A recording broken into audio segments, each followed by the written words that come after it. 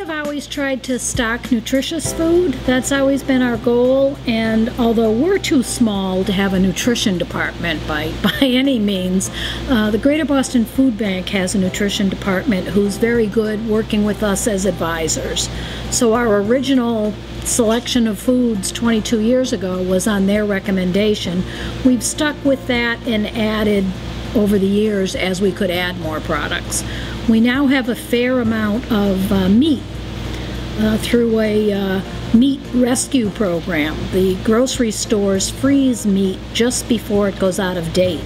So it's still good quality because they've frozen it before that date, but it's not necessarily something they would sell in a retail store. So that meat is coming to the pantries through the Boston Food Bank. About 2 or 3 years ago, I received a grant from the Jane and Palmer Davenport Foundation to purchase fresh produce because that's the one item the clients were always asking for. And then, so that's done us well for a couple of years. I buy 1 fruit and 1 vegetable each week. But this past year, one of our board members got inspired to start a garden out back. And we were fortunate the town of Harwich gave us a 5-year license, renewable, to use their land that abuts the back of the pantry. And then the community support was tremendous in putting the garden together. So this was our first year, so a lot of the time and effort was in constructing the garden, but we did have some fresh produce, which was fabulous. And they're now meeting, the garden committee is now meeting to figure out how to maximize production next year.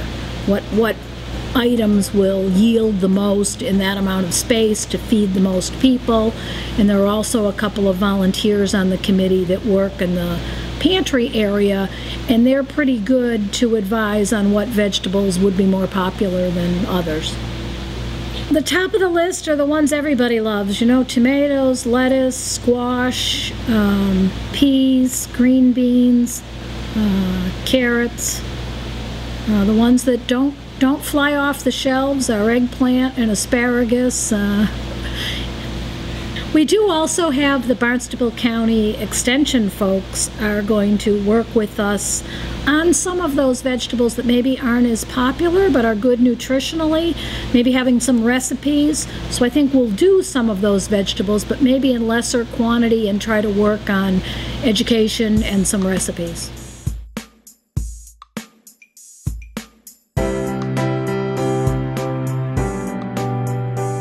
I think it's hitting another layer of people. Several that I've talked to used to be donors, and I find them very apologetic. They talk about, you know, a few years ago I was able to donate, you know, we were both working, or somebody's laid off, somebody's out of work, somebody's out sick, but they're people that used to be our donors. You know, every year it's needed, but this year is wild beyond all expectation. We've opened another new shift. We just added the evening shift a year and a half ago, and we now have opened a swing shift. We used to be open Tuesday morning and Tuesday afternoon. We're now filling that gap, that hour and a half gap, to stay open. And the last couple of Tuesdays, without any advertising of this swing shift, we're seeing 100 people. It is wild.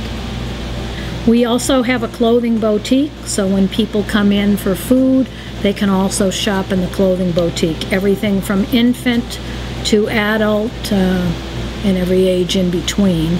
We also have been doing for several years now, probably five years, applications for fuel assistance. We work with the South Shore Community Action Council.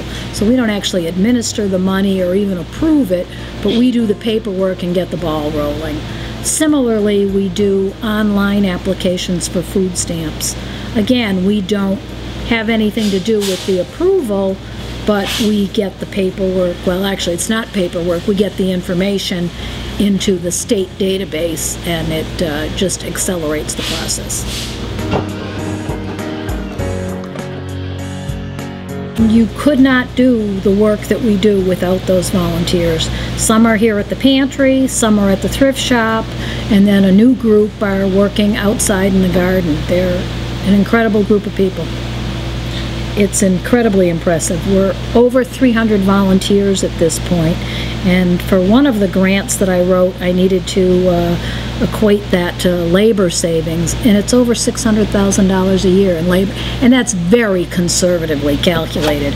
You know, we've got doctors, lawyers, high school principals, teachers. You run the gamut. We've got everyone here.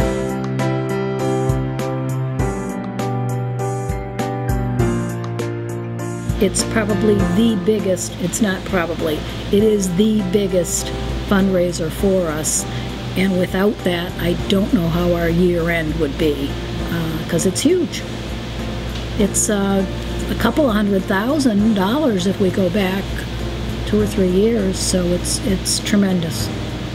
And do you remember a couple of years ago we were slightly under goal, and I think Hank wrote an editorial, you know, very nice that, you know, the economy is tough and we understand and we're just a little bit under. And within days, we had another, I think it was $10,000. Took us well over the goal.